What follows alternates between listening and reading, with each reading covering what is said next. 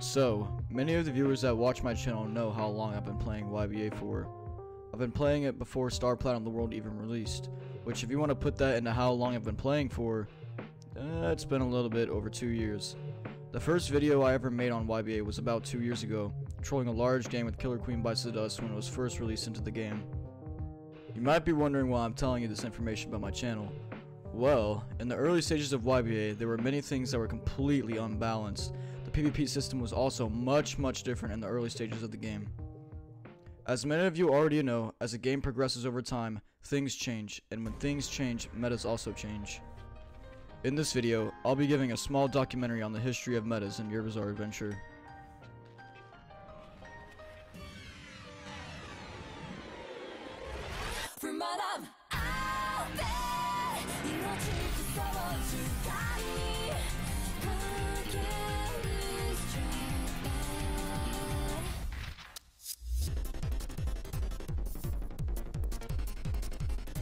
I'll be starting from the very first meta known in YBA history and end with the latest meta which people still use in the Stone Free update.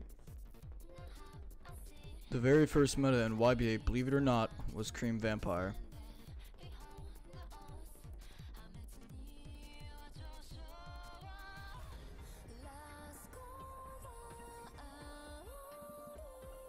In the early stages of YBA, Cream Vampire was absolutely busted in every single way possible.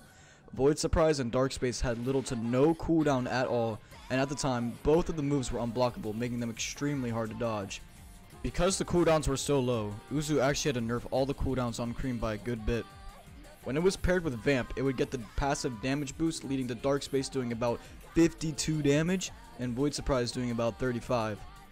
Even after the cooldown nerf, Uzu still had to nerf Cream multiple times, and actually because of Cream, limbs automatically respawned after 1 minute.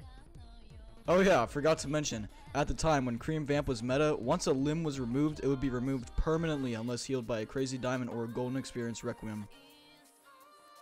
One last thing I forgot to mention. Shortly after Cream was released, people discovered an invisibility glitch you could perform with it. Luckily, I was actually able to get footage of it, because getting old footage of YBA is extremely rare nowadays.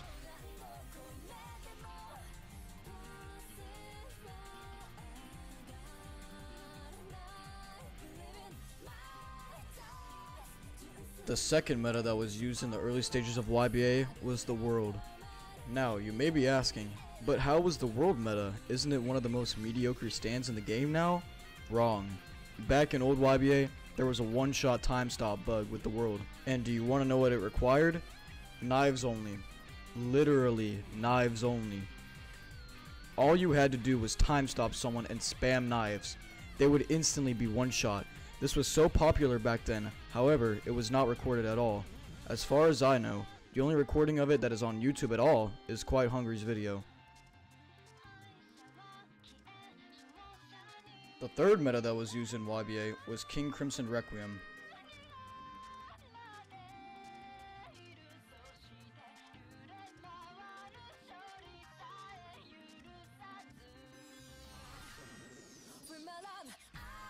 Do y'all remember a couple of months ago how everyone used to say, "Oh, I miss old YBA so much, dude"? Well, if you played when KCR was unnerved, you would automatically rethink your decision. When KCR was in its prime, it was easily the most broken stand of all time. Even including the metas and stands that have been added, nothing will be as overpowered as prime KCR. There are a plethora of reasons as to why KCR was so broken. Its barrage on release did 3.1 damage, Reality Marble stun locked your opponents, ragdolled or not, you could TP with Dimension Slash, Raging Demon lasted 5 seconds, and anyone getting hit by a Raging Demon could also get hit by people outside of it too. This stand paired with any spec was absolutely busted. With its destructive power being through the roof, Haman was one of the perfect choices for it, making its damage skyrocket even more. Boxing was also amazing with it too, with the combo potential it had. And Vampire, well, it was a mediocre choice, but it was still optional. KCR got buffed numerous times. The cooldowns, the stuns with Reality Marble, the range on Reality Marble, Epitaph buffs, and more. Oh yeah, did I forget to mention that KCR also had Chop for a little while? Chop with KCR was single-handedly one of the most broken moves for it because Chop used to ragdoll, which led to an unblockable stun lock reality marble with bleed damage. However, the stand also got plenty of nerfs.